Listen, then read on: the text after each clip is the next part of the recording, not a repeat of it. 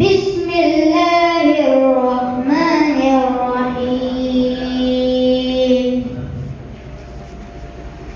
هل أتاك حديث الغاشية وجوه يومئذ خاشية عاملة ناصبة تصلى نارا حامية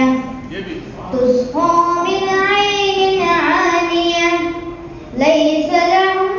طعام إلا من ضريع لا يسمن ولا يغني من جوع وجوه يومئذ ناعمة لسعيها راضية في جنة عالية لا تسمع فيها لاغية فيها عين جارية فيها سرر مرفوعة وأكواب موضوعة ونمارق مصفوفة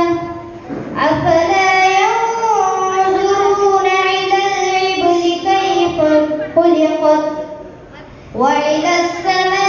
السماء كيف رفعت وإلى الجبال كيف نصبت وإلى الأرض كيف سطحت فذكر إنما أنت مذكر لست عليهم بمسيطر إلا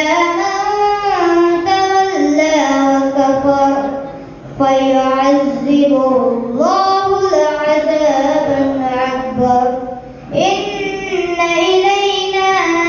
إيابهم ثم إن